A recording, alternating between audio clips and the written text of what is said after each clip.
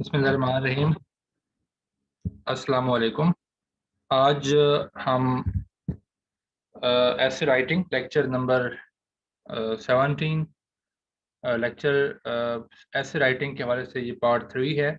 इसमें हम selection of the appropriate topic इस पे बात करेंगे। ये सबसे अहम स्टेप जो है वो ऐसे में वो selection of the appropriate topic सबसे अहम है और ये की डिसीजन होता है किसी भी एसेस्ट का या किसी भी एस्पायरेंट का सीएसएस या पीएमएस के एग्ज़ाम में। और ये बड़ा क्रूशल होता है क्योंकि अक्सर कैंडिडेट्स जो हैं वो रॉन्ग ऐसे सेलेक्ट कर बैठते हैं, फिर 3-4 पेजेस लिखने के बाद उनको आइडिया होता है कि हमारे पास तो मटेरियल ही जो है ख़त्म हो गया है। तो ये बहुत अहम है कि आपको किस किस्म का जो टॉपिक है वो सिलेक्ट करना चाहिए। इसके ऊपर हम आज एक्सरसाइजेस भी करेंगे, इसको हम डेमोन्स्ट्रेट भी करेंगे। रियल जो पेपर्स हैं उनको उनकी हेल्प से मैं आपको एग्जाम्पलीफाई भी करूँगा। तो इसमें कुछ असूल जो हैं वो याद रखें, कोई 5 के करीब असूल हैं। पहला असूल ये है टॉपिक का जिसको आपने सेलेक्ट करने जा रहे हैं कि वो फुली कम्प्रीहेंसिबल हो। आपने उस टॉपिक को पूरी तरह समझ लिया हो, उसके मीनिंग के बारे में, उसकी इंटरप्रिटेशन के बारे में कोई भी कंफ्यूजन आपको नहीं होनी चाहिए। यानी आप उसके बारे में फुली कॉन्फिडेंट हो कि इसका मतलब क्या बनता है, इसकी इंटरप्रिटेशन क्या बनती है। दूसरी फिर पॉइंट ये है, दूसरा रूल ये है कि उसके बारे में आपके पास इनफ रेलेवेंट मटेरियल भी मौजूद हो, डेटा भी मौजूद हो, फैक्ट एंड फिगर भी मौजूद हो। तो यहाँ से एक बात ये निकलती है, सामने आती है कि आप कुछ टॉपिक्स को अच्छी तरह तैयार करें। यानी प्री ऐसे नोट्स आपके अच्छे होने चाहिए, कंप्रीहेंसिव तैयार होने चाहिए। जैसा कि टॉपिक्स हैं like water crisis in Pakistan है, एनर्जी क्राइसिस है, वुमेन के बारे वुमेन राइट्स इन इस्लाम है, पॉलिटिकल इश्यूज हैं, ग्लोबल इश्यूज हैं, उनके बारे में आपके पास डेटा होना चाहिए। और फिर तीसरा जो आपने गोल्डन रूल फॉलो करना है वो ये है कि आपने ऐसा टॉपिक सेलेक्ट करना है जो ज़्यादा क्वालिफाइड ना हो, मतलब उस ओपन टॉपिक हो, उसमें स्पेसिफिकेशन बहुत कम हो। लाइक अगर आपसे कोई ये टॉपिक ये हो कि काजेज ऑफ पावर्टी, तो ये एक ओपन टॉपिक है, इसमें आप तमाम काजेज डाल सकते हैं। इसी तरह अगर वो पूछता है कि illiteracy is the main cause of poverty, तो ये थोड़ा सा स्पेसिफाई हो जाएगा क्योंकि इसमें आपने इलिटरेसी को ही डिस्कस करना है as a cause of poverty.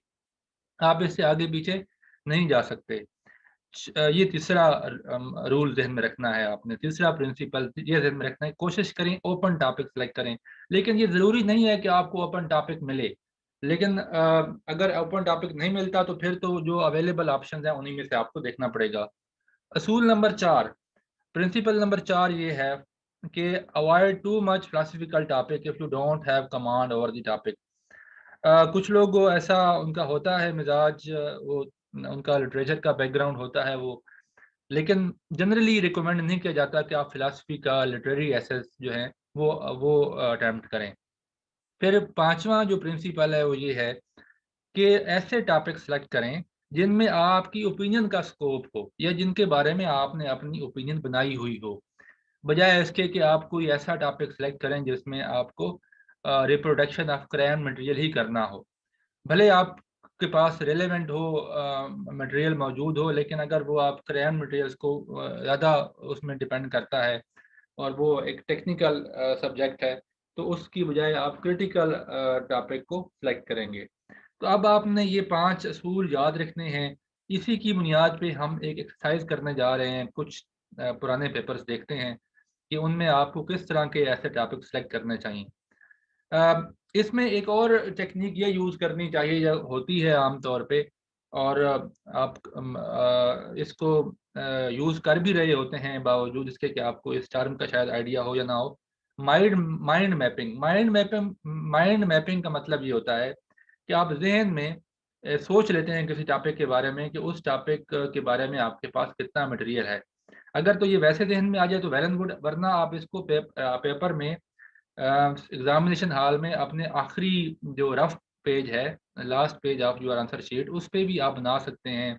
मुख्तलिफ जो ऑप्शन हैं उनको देख सकते हैं, उनके बारे में माइंड मैपिंग कर सकते हैं, देख सकते हैं कि कितना मटेरियल आपके पास मौजूद है। ये है 2021 का जो पेपर है, आपको नजर आ रहा है। इसमें पहला जो टॉपिक आप देखते हैं ये है do not waste water even if you are at a running stream, कि अगर आप बहते हुए पानी के किसी स्ट्रीम पे भी खड़े हैं तो आप पानी को ज़ाया ना करें। इसका मतलब ये है कि ये वाटर कंजर्वेशन के बारे में है, ये वाटर के एफिशिएंट यूज़ के बारे में है। अब यहाँ पे हमने एक फार्मूला डिस्कस किया था पीछे 5W+H का, कि आप जब ब्रेन स्टार्मिंग करेंगे, वो खैर आगे आएगा, उस फार्मूले को भी हम यहाँ पे लिंक करेंगे इसके साथ, कि 5W+H का फार्मूला क्या है उस पर हम बात करेंगे। बट इसमें उसी को अप्लाई करते हुए आपने दो पैरामीटर इसमें ज़रूर डिस्कस करने हैं इस ऐसे में, अगर आप इसको अटेम्प्ट करते हैं कि why is there any need to, why should we not waste water, why should we conserve water, क्या पानी की स्कार्सिटी है या नहीं है, क्या वजह क्या है कि क्यों हमें पानी ज़ाया नहीं करना चाहिए। ये एक बहुत बड़ा अच्छा आपका आउटलाइन का पार्ट बनेगा। दूसरा इसका पार्ट ये बनेगा कि how we can avoid wastage of water, कि क्या क्या एफिशिएंट वेज हैं टू यूज वाटर। तो ये दो एस्पेक्ट के ऊपर आपका ये ऐसे जो है वो खड़ा हो सकता है। दूसरा टॉपिक जो है meaning purposive education, education with purpose, ये लिटरेरी टॉपिक है थोड़ा, इसके ऊपर आपको स्पेसिफिक किस्म की ग्रिप चाहिए। इससे जो टॉपिक नंबर 1 है वो कंपैरेटिवली बेहतर है। टॉपिक नंबर 3 देखेंगे तो यह है covid a wake up call for Pakistani researchers. अब ये जरा गौर करें कि ये जो टॉपिक है इस पे आपने कोविड-19 की ना तो काजेज डिस्कस करनी है, ना उनके इफेक्ट्स लिखने हैं, ना आपने ये डेटा देना है कि कितने लोग मरे हैं, बल्कि ये आपने डेटा ये जाहिर करना है कि कैसे किस वजह से ये एक वेकअप कॉल है फॉर पाकिस्तानी रिसर्चर्स, क्यों है ये वेकअप कॉल। आप जो डेटा देंगे वो इसी से लिंक करके देंगे, चाहे जो भी ये बताएंगे कि कितने लोग जो हैं वो पाकिस्तान में इसका मोर्टेलिटी रेट इतना है, कितने लोग इसमें जाँ बहक हो चुके हैं इस बीमारी से, तो इसी के साथ लिंक करेंगे। लेकिन ये इस टॉपिक में भी मेरा नहीं ख्याल कि कोई बहुत ज़्यादा स्कोप है। टॉपिक नंबर 4 जो है ये आप देख सकते हैं human invention move the society backward. ये एक यूनिक टॉपिक है कि कौन कौन सी ऐसी इजादात ने इंसानी सोसाइटी को मतलब बैकवर्ड मूव कराया है। लेट्स से वेपन्स हैं, या और जितने भी न्यूक्लियर वेपन आप इसमें डाल सकते हैं। यूनिवर्सल ह्यूमन इक्वालिटी इज जो टॉपिक, के जो यूनिवर्सल ह्यूमन इक्वालिटी है ये मिथ है या ये आइडियलिस्टिक अप्रोच है, एक्चुअली ऐसा होता नहीं है। तो ऐसे टॉपिक पे ये आपका एक टेम्परामेंट है तो लिख सकते हैं, वरना ये टॉपिक जो है अभी तक जो टॉपिक इसमें है टॉपिक नंबर 1 ही ज़रा अच्छा है, इसके बारे में अगर डेटा है तो आप उस पर लिख सकते हैं। ब्यूरोक्रेसी डोलड्रम्स ब्यूरोक्रेसी के बारे में है। 7 टॉपिक जो है वो gender equality popular slogan, again इस टॉपिक के बारे में आपकी अच्छी खासी मालूमात होनी चाहिए। टॉपिक नंबर 8 जिसको मैं फेवरेट टॉपिक कहूँगा, बेहतरीन है लिखने के हवाले से, pros and cons of globalisation, open topic भी है। इसमें आप जितने इसके प्रोज डाल सकते हैं आप, जैसे ये प्रिंसिपल नंबर जो मैंने बताया 3, possibly an open topic with less specification. तो ये टॉपिक वो टॉपिक है जिसके अंदर स्पेसिफिकेशन कम है, यानी ग्लोबलाइजेशन के तमाम पॉजिटिव डाल सकते हैं, तमाम नेगेटिव डाल सकते हैं, और बशर्ते कि आपको ये टॉपिक तैयार होना चाहिए। तो टॉपिक नंबर 1 और 8 जो हैं ये मेरे ख्याल से अच्छे टॉपिक थे अटेम्प्ट करने के लिए 2021 में। Intercultural communication is essential to avoid third world war. Intercultural communication की अहमियत के बारे में है।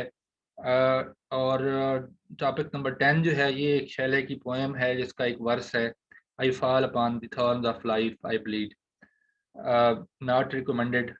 जो मेरी अप्रोच है, अब ये आप डिस्क्लेमर देता हूँ कि ये मेरे जो व्यूज़ हैं आपके लिए वैलिड मतलब बाइंडिंग नहीं है आपकी, उसमें अपना एक अगर आपकी तैयारी अच्छी है, आप समझते हैं, तो आप अपनी उसमें जजमेंट को ज़रूर कंसिडर करें।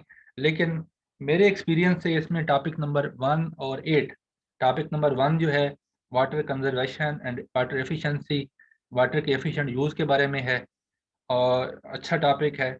और टॉपिक नंबर 8 ओपन टॉपिक होने की वजह से, यानी pros and cons of globalisation, एक फेवरेट टॉपिक है। ये दो टॉपिक्स जो हैं इन पे बहुत अच्छा लिखा जा सकता है। 2021 का ये ऐसे था। ये अब देखें, थोड़ा सा मैंने एक रफ आउटलाइन बनाई है कि कैसे आप किन किन डायरेक्शन आपने, आपकी लाइन ऑफ आर्गूमेंट क्या होनी चाहिए। असल चीज़ ये होती है कि ऐसे में आपकी लाइन ऑफ आर्गूमेंट क्या है। तो ये जो ऐसे है, इसमें थोड़ा सा मैंने कोशिश की है, do not waste water even if you were at a running stream. इसमें एफिशिएंट यूज ऑफ वाटर के बारे में ऐसे है, why we should not waste water. इसमें एक बुक है जिसका मैंने पहले भी जिक्र किया अपने लेक्चर नंबर गालबन 14 में, जो water conflict between Afghanistan and Pakistan के बारे में था।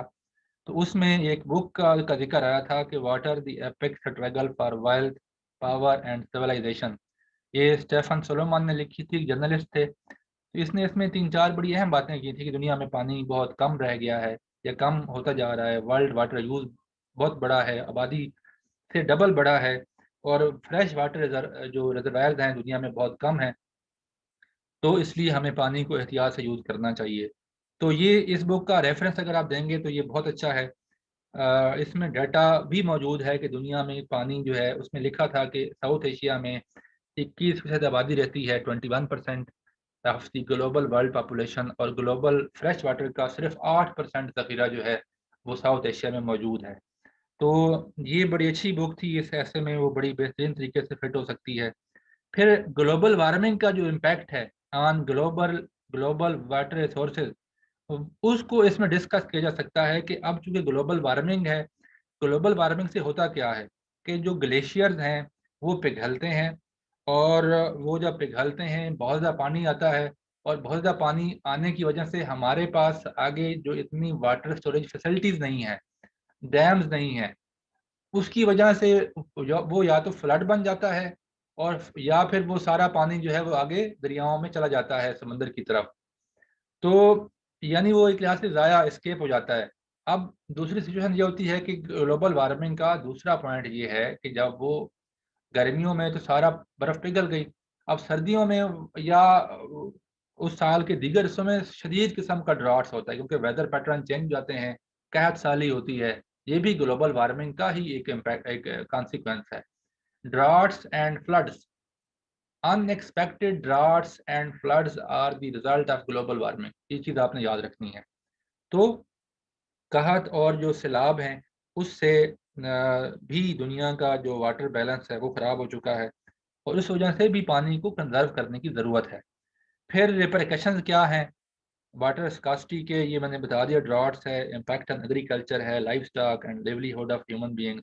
यानी पानी आप समझ लें कि आपकी लाइफ की बुनियाद है, फाउंडेशन ऑफ लाइफ पानी पे खड़ी होती है।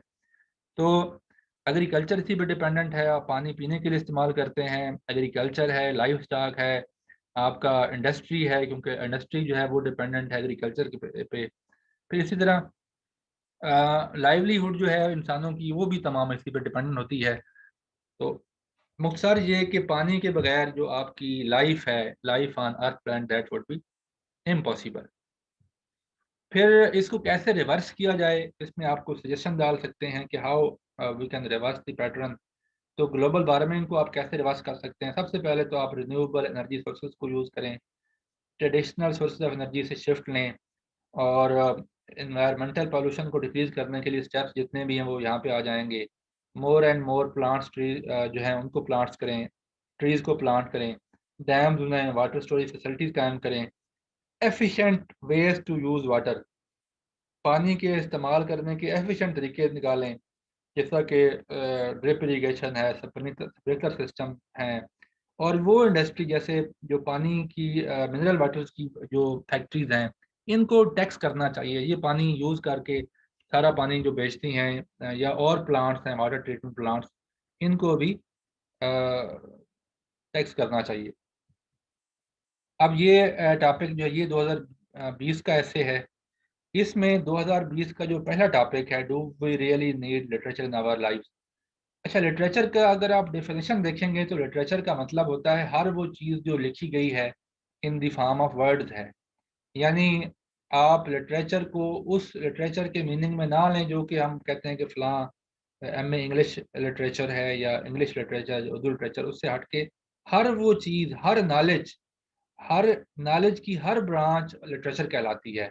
अगर आप लिटरेचर को इस मीनिंग में ले लेते हैं, यानी लिटरेचर को आप जनरल मीनिंग में लेते हैं तो ये बहुत अच्छा इससे बन सकता है, क्योंकि everything written, every branch of knowledge is literature. जैसे फिजिक्स है, उसको भी आप लिटरेचर कह सकते हैं कि साइंटिफिक लिटरेचर है या लिटरेचर ऑफ फिजिक्स है, साइंटिफिक लिटरेचर कह सकते हैं। इस तरह इस्लामिक लिटरेचर है, रिलीजियस लिटरेचर है। इसी तरह किसी टेक्नोलॉजी के बारे में अगर कोई इंफॉर्मेशन है तो वो भी एक लिटरेचर ही होता है। तो इसको अगर आप ब्रॉडर एस्पेक्ट में देखते हैं तो वो भी आपका एक ऐसे अच्छा ये डेवलप हो सकता है। Women universities as agents of change, Pakistan and the future of Kashmir का, जिसमें आपको पूरा ग्रेप होनी चाहिए पाकिस्तान और हिस्ट्री ऑफ कश्मीर का पे, और फ्यूचर फ्यूचर के बारे में आपकी एक विजन होनी चाहिए कि क्या फ्यूचर होने जा रहा है और पाकिस्तान का इसमें क्या रोल होगा।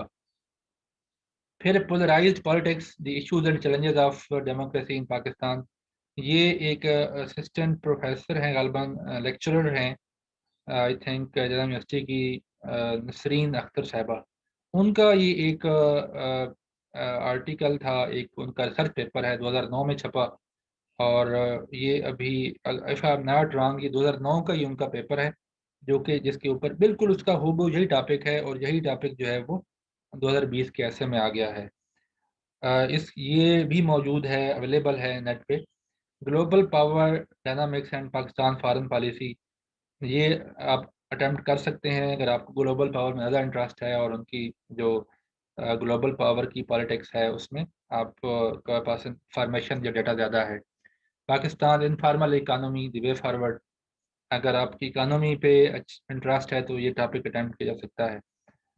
पाकिस्तान इनफॉर्मल इकानमी के बाद promoting tourism in Pakistan opportunities and challenges, ये बहुत अच्छा टॉपिक है, ओपन टॉपिक है, और इसमें स्पेसिफिकेशन कम है, इसको अटेम्प्ट किया जा सकता है। रेदर आई वुड से कि it's very good topic to attempt. इसमें आप ये चीज़ ध्यान में रखें कि अपॉर्चुनिटी से मुराद आप ये लें कि पाकिस्तान में टूरिज्म की कौन सी अपॉर्चुनिटीज़ हैं, जैसा कि रिलीजियस टूरिज्म है, सीनिक ब्यूटी के हिसाब से टूरिज्म है, आर्कियोलॉजिकल साइट्स हैं, ये आप अपॉर्चुनिटीज़ में काउंट करेंगे। चैलेंजेस क्या क्या हैं? चैलेंजेस इसमें यही हैं कि हमारे पास रोड इंफ्रास्ट्रक्चर नहीं है, हमारे पास फैसिलिटीज़ नहीं है, हमारे पास इवन रास्तों के ऊपर जब जाते हैं तो वाशरूम्स और होटल्स अच्छे नहीं हैं। और फिर जहाँ जहाँ जो साइट्स हैं, टूरिस्ट साइट्स हैं, वहाँ पे हमारे पास अच्छे रेस्टोरेंट्स नहीं हैं। इंफ्रास्ट्रक्चर हमारा वो है, वीक है। फिर सिक्योरिटी इश्यूज हैं, आपको याद होगा कि नांगा पर्वत पे और इस साइड पे हमारे बहुत सारे फॉरेन टूरिस्ट जो हैं वो किसी दहशत गर्दाना हमले में उनकी जानें गई थी, और उसके बाद हमारी हमारी टूरिज्म को बहुत ज़्यादा नुकसान पहुंचा था। तो वो एक बहुत बड़ा चैलेंज है to improve the security situation. और अल्हम्दुलिल्लाह अभी तो इम्प्रूव हो चुकी है पाकिस्तान में, because of the sacrifices of the armed forces and police, चीज़ें काफ़ी बेहतर हो गई हैं। ये आखिर में कोटेशन है जिसके बारे में कोई दो तीन आथर से ये एट्रीब्यूट की जाती है। कुछ लोग कहते हैं कि ये वोल्टायर की कोटेशन है, फ्रीडम ऑफ एक्सप्रेशन के बारे में है। और कुछ कहते हैं कि ये किसी और ऑथर के बारे में है, कि दोनों के आपस में इसमें कंफ्यूजन है। I don't agree with what you have to say, but I will defend to the death your right to to से इट। ये एक टॉपिक है, बट ये कोटेशन अक्सर ये आती रहती है, अभी भी हम देखेंगे, ये 3-4 साल पहले भी आई थी। Is Pakistan ready for digital revolution, ये डिजिटल बैंकिंग और ऑल दैट, उसके बारे में है कि अगर आपका इस तरह के टेक्निकल इशू के ऊपर ग्रिप है। IMF bail outs, road roads to stability और रेसिपीज फॉर डिजास्टर। तो IMF बेल आउट्स के बारे में है।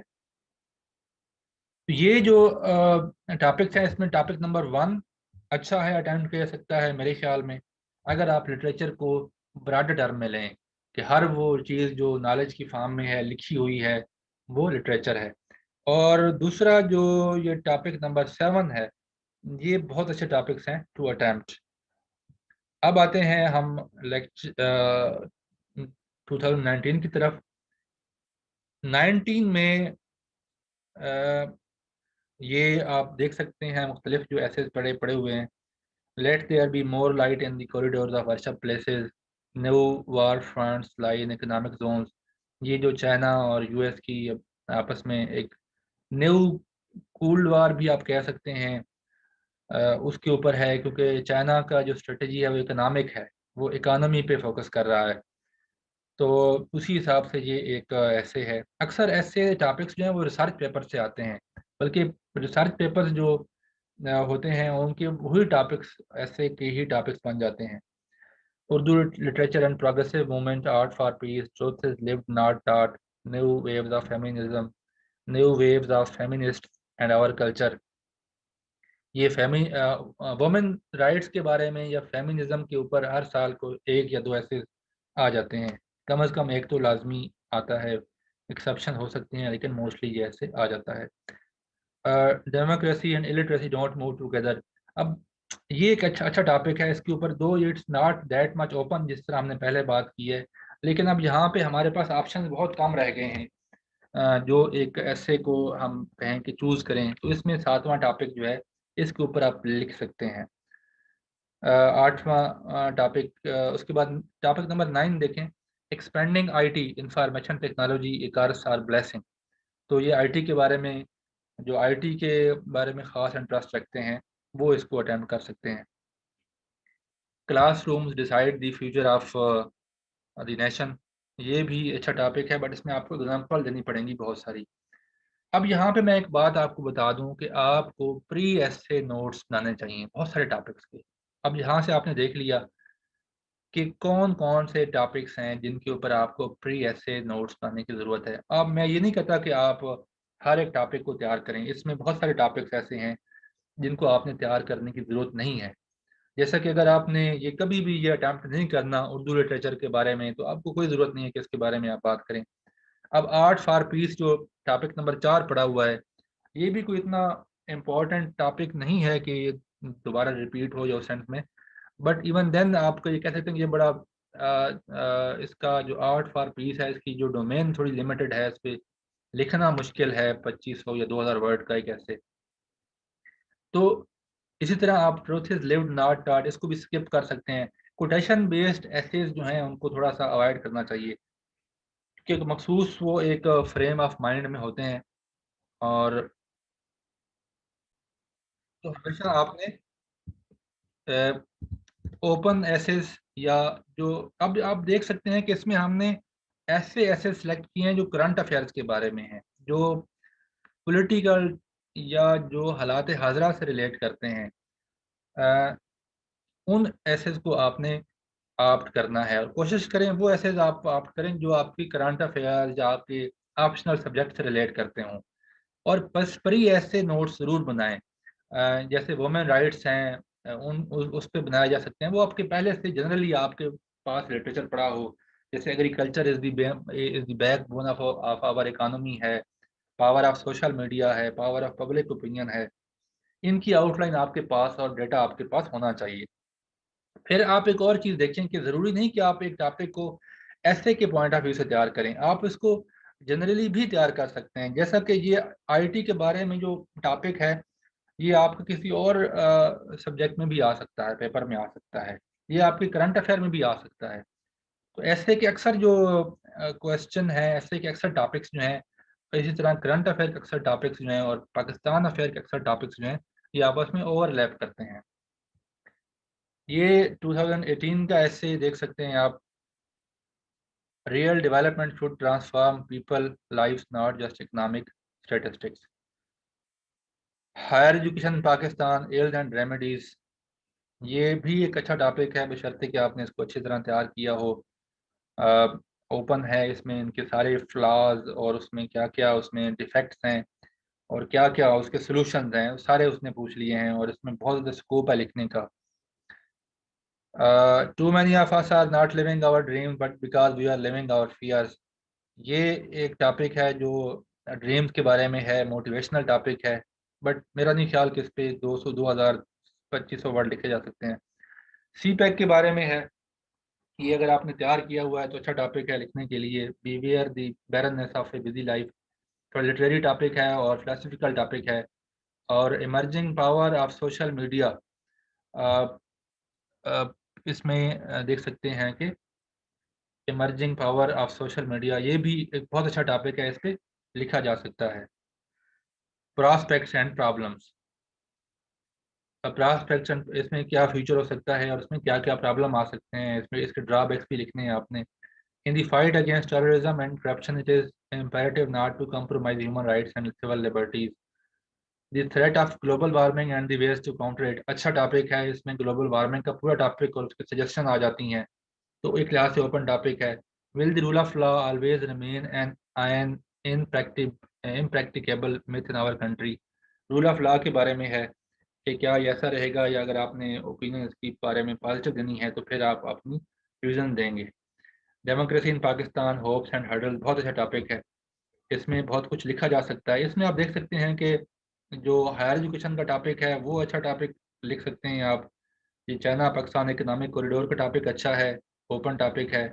इसमें emerging power of social media अच्छा टॉपिक है, और ग्लोबल वार्मिंग का टॉपिक भी अच्छा है। इवन रूल ऑफ लॉ के ऊपर भी लिखा जा सकता है। और ये डेमोक्रेसी इन पाकिस्तान, ये भी अगर सबसे बेस्ट टॉपिक निकाला जाए तो मेरे ख्याल में ये आखिरी टॉपिक जो है वो नंबर 1 पे होना चाहिए। Democracy in Pakistan hopes and hurdles, ये बहुत अच्छा टॉपिक है, दी फेवरेट अमंग ऑल। और इस पेपर की खास बात यह है कि इसमें बहुत सारे आप ऐसे लिख सकते हैं, यानी आपके पास ऑप्शन ज़्यादा हैं, बहुत सारे अटेम्प्टेबल ऐसेज हैं।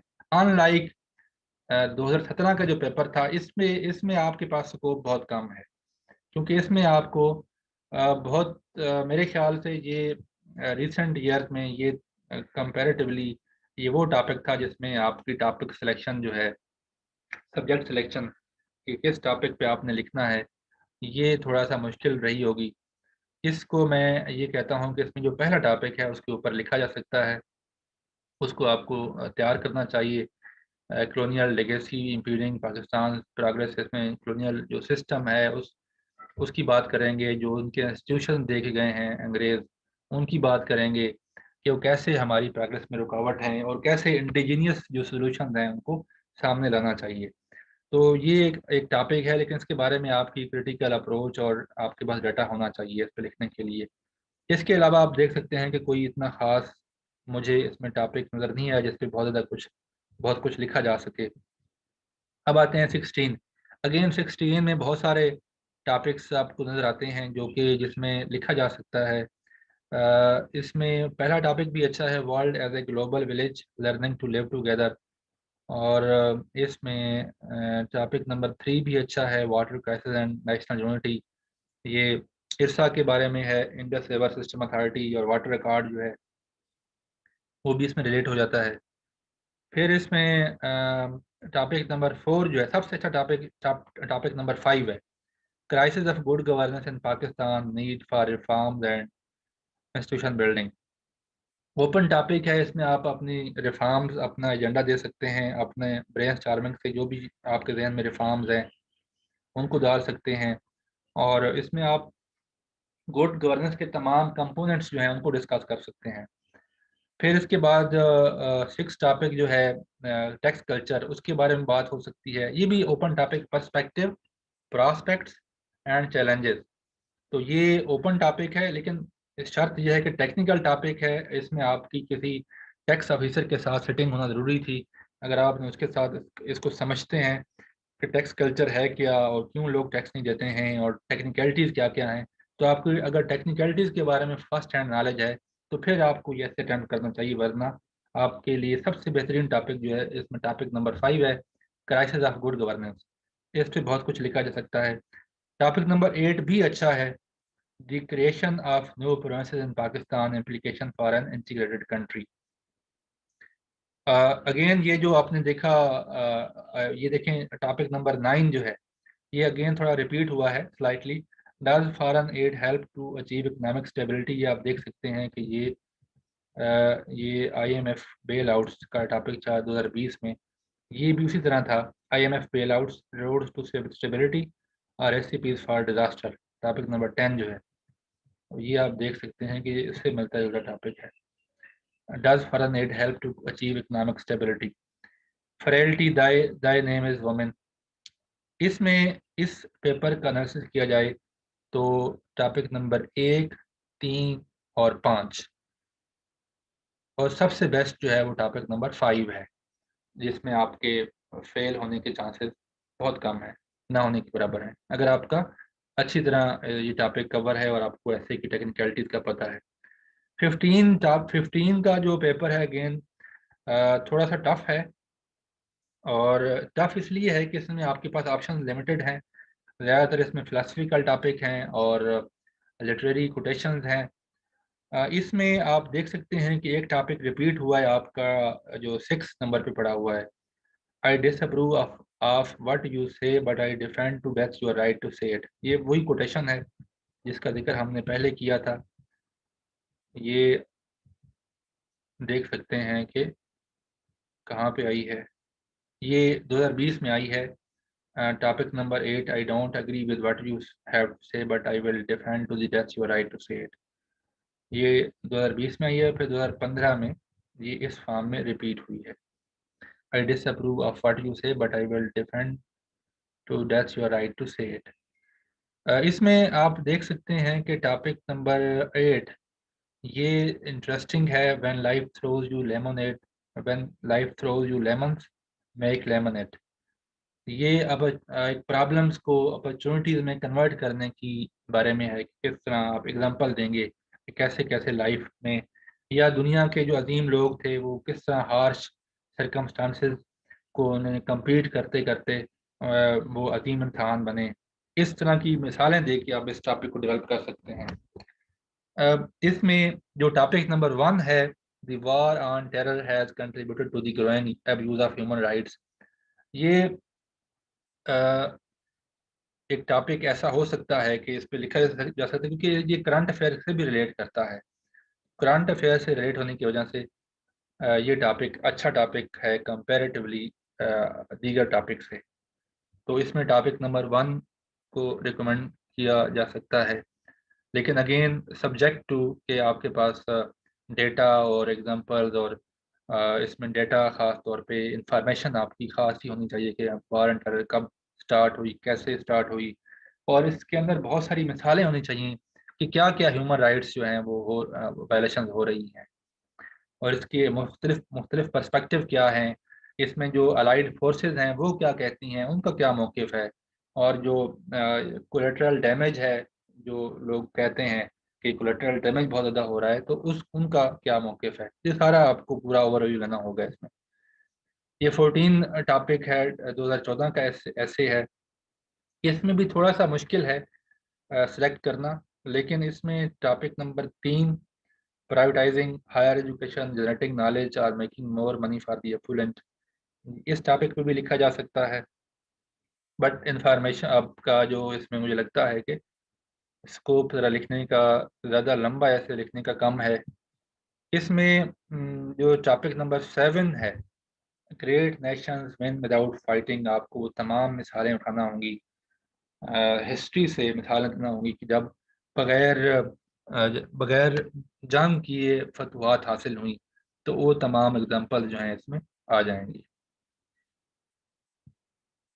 13 में आप देख सकते हैं कि जेंडर के बारे में जो टॉपिक है वो 2 दफ़ा मिलते जुलते टॉपिक दो टॉपिक्स आए हैं जेंडर के बारे में। There should be colleges and schools just for man boys and some just for women girls. को एजुकेशन के बारे में आप कह सकते हैं there should be colleges and schools just for man boys and some just for women girls. थोड़ा सा ट्रिकी टॉपिक है। इसमें जो सम का वर्ड है वो ज़रा ख़ास तवज्जो रखता है कि some just for women girls, तो ये सम पहले नहीं आया, there should be some colleges, ये नहीं लिखा हुआ, there should be colleges and schools just for man slash boys and some just for women girls. थोड़ा सा ट्रिकी टॉपिक है, और ऐसे टॉपिक्स को आप अवॉइड करें जिसके बारे में, जिसकी इंटरप्रिटेशन के बारे में थोड़ा आप कंफ्यूज हों।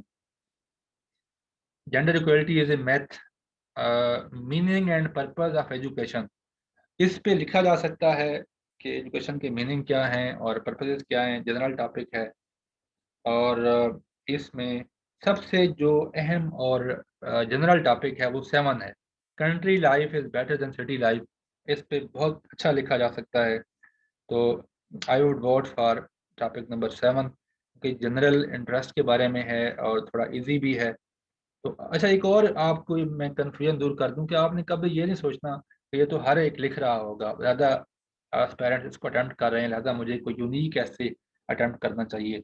तो यूनिकनेस का रिस्क ना लें क्योंकि वो बहुत रिस्की होता है। तो आप अपने हिसाब से जो आपको टॉपिक अच्छा लगता है, इस फैक्टर को जहन में ना लाएं कि सारे बाकी सारे यही लिख रहे हैं, तो मेरी वो कैसे आएगी, डिफरेंस कैसे क्रिएट होगा। याद रखिएगा, डिफरेंस आपके स्टाइल ने क्रिएट करना है, आपके लिखने के अंदाज ने, आपके एक्सप्रेशन ने क्रिएट करना है, आपके आर्गूमेंट्स ने क्रिएट करना है। तो कभी इस कंफ्यूजन का या इस मिथ का शिकार ना हो कि मेरा टॉपिक दूसरों से यूनिक होना चाहिए या बाकी सारे यही टॉपिक कर रहे हैं तो मैं क्यों इसको करूं, मैं कोई यूनिक टॉपिक लूं। तो यूनिक के चक्कर में आप ऐसा हो सकता है कि आप अपना ऐसे जो है वो फेल कर बैठें। तो topic number 7 is a good topic to attempt. Country life is better than city life, क्योंकि इसमें आप तमाम एस्पेक्ट डाल सकते हैं, प्लस डाल सकते हैं, नेगेटिव्स डाल सकते हैं कंट्री लाइफ के, इसी तरह सिटी लाइफ के डाल सकते हैं। लेकिन आपने यहाँ पे एक स्टैंड जरूर लेना है कि आप इससे एग्री करते हैं या डिसएग्री करते हैं। चाहे इन दोनों सूरतों में, चाहे एग्री करें या डिसएग्री करें, आपने इनके दोनों के प्लस नेगेटिव्स और आपने डिस्कस करने हैं। तो आपके चार वो मोटी मोटी आउटलाइन तो उसी में बन जाती हैं कि कंट्री लाइफ के प्लस पॉइंट्स क्या हैं, सिटी लाइफ के प्लस पॉइंट्स क्या हैं, कंट्री लाइफ के नेगेटिव्स क्या हैं, सिटी लाइफ के नेगेटिव्स क्या हैं। ये आपके चार तो यहाँ पे बन जाते हैं। अब आते हैं ये टॉपिक नंबर ऐसे 2012 में। इसमें जो पहला टॉपिक है, अच्छा टॉपिक है, energy crisis in Pakistan, causes and consequences. अच्छा, यहाँ पे ये याद रखें कि जब काजेज एंड कॉन्सिक्वेंसेज की बात होती है तो लामुहाला तौर पे सजेशन भी देनी है आपने, क्योंकि काजेज के बाद कॉन्सिक्वेंसेज और फिर सजेशन का लाजमी तौर पर हिस्सा बनानी है आपने। कभी भी किसी प्रॉब्लम को आपने बगैर सोल्यूशन के नहीं छोड़ना। दो बेशक कम नहीं, इसमें 4 से 5, 5 से 6 सजेशन, 5 से 6 पैराग्राफ इस पे एनफ होंगे, 4 से 5 पैराग्राफ भी इसमें एनफ हैं। तो ये अच्छा टॉपिक है, इसमें डाटा आपके पास होना चाहिए टॉपिक नंबर 1 के बारे में। टॉपिक नंबर 2 थोड़ा मेडिकल टेक्निकल टॉपिक है, obesity is the root cause of all diseases, beggars can not be chooser. अब टॉपिक नंबर 4 जो है, अगेन अच्छा टॉपिक है, the UN in the 21st century, obligations and limitation. इसकी क्या obligations हैं, क्या लिमिटेशन है, इस पर आप वो बात करेंगे कि वीटो पावर जो है उसकी वजह से यूएन की जो वर्किंग है वो काफ़ी हैम्पर होती है। इसी तरह टॉपिक नंबर 6 देख लें कि emerging power of public opinion. इसमें सोशल मीडिया की बात कर सकते हैं, क्योंकि सोशल मीडिया से टॉपिक रिलेट करता है। और 8वां टॉपिक बहुत अच्छा है, critical analysis of education system in Pakistan. इसमें पाकिस्तान के 3 एजुकेशनल सिस्टम की बात कर सकते हैं आप। मदरसा सिस्टम जो है, उर्दू मीडियम और इंग्लिश मीडियम, तीनों किस्म के जो सिस्टम्स हैं उनको आप क्रिटिकल एनालिसिस कर सकते हैं। अच्छा टॉपिक है और लिखा जा सकता है इस पर बहुत। Topic number 10, social and economic securities for women in Islam. ये आप ऐसे तब अटेम्प्ट करें जब आपके पास स्पेसिफिक वो राइट्स के पता हो कि कौन कौन से राइट्स इस्लाम ने औरतों को दिए हैं, कौन सी सोशल एंड इकोनॉमिक सिक्योरिटीज इस्लाम ने प्रोवाइड की हैं, आपके पास पूरा इसका डेटा होना चाहिए। तो इसमें टॉपिक नंबर 1, टॉपिक नंबर 8 और टॉपिक नंबर 4, और अगर मैं इन तीनों में आउट करूं तो मैं टॉपिक नंबर 8 की तरफ जाऊंगा। लेकिन टॉपिक नंबर 1, 4, 8, 10 अच्छे टॉपिक्स हैं, इन पे लिखा जा सकता है। अब आते हैं 2011 के एसए की जानिब। 2011 में जो टॉपिक आप लिख सकते हैं अच्छे तरीके से वो है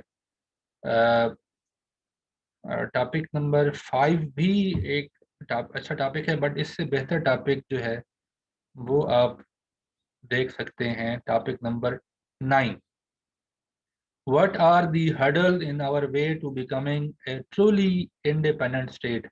आप इसमें तमाम हर्डल डाल सकते हैं जितनी भी आपको लगती हैं। फॉरेन एड है, हमारे ऊपर फॉरेन डेट है, हमारे ऊपर इंडिया का प्रेशर है, हम जिन ब्लॉक्स का हिस्सा हैं वो हमारी हर्डल हैं। हमने कोल्ड वार के दिनों में अमेरिका का ब्लॉक ज्वाइन कर लिया, अमेरिका के करीब हो गए, रशिया को अपने अगेंस्ट कर लिया। एक हमारा फॉरेन पॉलिसी का एक डिफेक्ट था। फिर हमारा जो यू टर्न था आफ्टर 9/11। तो उस तरह की तमाम आप चीज़ें जो हैं, फिर हमारी जो जोग्राफिकल कंटिग्यूटी है और जो हमारे हमसाया ममालिक के साथ जो रिलेशनशिप्स एड्रेस्ड किस्म के हैं, इंडिया के साथ हैं, अफगानिस्तान के साथ हैं, ईरान के साथ, तो ये आप हर्डल कह सकते हैं इनको। यानी ये इस टॉपिक के ऊपर आप बहुत अच्छा अटेम्प्ट कर सकते हैं और ये सेफ टॉपिक रहेगा, क्योंकि इसमें आपके पास काफ़ी सारा स्कोप है डिस्कस करने के लिए, बहुत सारी चीज़ें।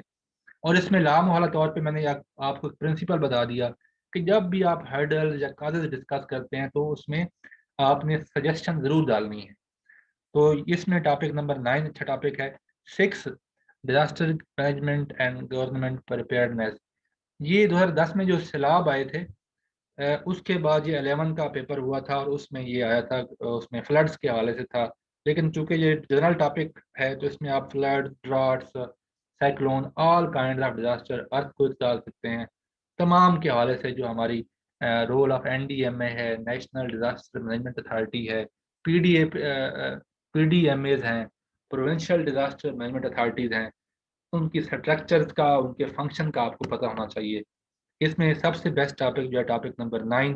अगेन ये ऐसा टॉपिक है कि जो कंप्रिहेंसिबल है, आपको समझ आती है क्या इसमें पूछा गया है, और आप इसमें बहुत कुछ लिख सकते हैं अपनी अंडरस्टैंडिंग के मुताबिक। और इसमें सजेशन की एक हेडिंग डाल सकते हैं, सजेशन की आउटलाइन बन सकती हैं। तो ये टॉपिक बेहतरीन टॉपिक है। इसमें और भी डिस्कस करने को बहुत कुछ है। मसलन आपके लिए अभी ये है कि आप पिछले तमाम जो पेपर्स हैं, पास पेपर्स अवेलेबल हैं 10 से बिलो, उनकी आप एक्सरसाइज करें इसी पैटर्न के ऊपर। और आपने ये प्रिंसिपल जो हैं ये आपने ज़रूर याद रखने हैं कि ये 5 से 6 प्रिंसिपल्स आपने ज़रूर अप्लाई करने हैं। ये जो प्रिंसिपल्स हैं, टॉपिक फुली कम्प्रिहेंसिबल होना चाहिए, रिलेवेंट मटेरियल डाटा आपके पास अच्छा होना चाहिए, ओपन टॉपिक को चूज करने की कोशिश करें, फिलोसफिकल टॉपिक को अवॉइड करें, कोटेशन वाले टॉपिक को अवॉइड करें, और क्रिटिकल अप्रोच वाले टॉपिक चुनें। और उसमें एक चीज़ स्ट्रेटेजी ऐड कर लें कि पहले एक माइंड मैप बना लें अपने माइंड में, या रफ पेज पे, जो कि आप आंसर शीट का आखिरी पेज बना सकते हैं, रफ पेज। उस पे ज़रूर आपके पास अगर 2-3 ऑप्शंस बन रही हैं कि आप दिल कर रहा है कि इस पे भी अटेम्प्ट किया सकता है, इस पे भी, तो माइंड मैपिंग कर लें, वहाँ पे रफ आउटलाइन बना के चेक कर लें अपने नॉलेज को कि किसके बारे में ज़्यादा आप बना सकते हैं, तो आपको आइडिया 2-3 मिनट में हो जाएगा। तो इस पैटर्न पे आप 2011 तक तो मैंने आपके साथ अभी एक्सरसाइज कर ली है, यही एक्सरसाइज आपने 2010 से पीछे भी करनी है। और हर साल का एक ऐसे ज़रूर आप चूज करें, 1 से 2 ऐसे या 3 ऐसे चूज करें जिनके ऊपर आप मटेरियल इकट्ठा करें। और ये मटेरियल आपका कहीं ना कहीं आपके आने वाले एसेस में जो आप अटैम्प्ट करने जा रहे हैं 2022 में या 23 में, तो उसमें आपका इसको यूज कर सकते हैं। आई रिपीट, हर साल कोई एक ऐसे उठा के आप उसके ऊपर प्री ऐसे नोट्स बनाएं, उसको तैयार करें, उसके ऊपर उसको रिसर्च पेपर की तरह तैयार करें। उससे आपके ऐसे की तैयारी जो है हो सकेगी। और इसमें अगर आप 30-40 टॉपिक्स तैयार कर लेते हैं तो आपकी तैयारी ऐसे की अच्छी हो जाती है। इसमें आप कोई लिमिट तो जैसा कि आपको पता है कोई है कोई नहीं, बट आपकी तैयारी का तरीकाकार यही हो सकता है कि आप पुराने पेपर से ऐसे टॉपिक्स उठाएं, उनको तैयार करते जाएं साथ साथ। और इससे फिर चांसेस ज़्यादा बढ़ जाएंगे कि जब भी कोई ऐसे आएगा तो आपके पास इनफ मटेरियल जो है वो अवेलेबल होगा। तो इंशाल्लाह हम आने वाले लेक्चर में आउटलाइन के ऊपर बात करेंगे कि आउटलाइन आपने कैसे बनानी है। तो till then, best of luck and Allah हाफिज़।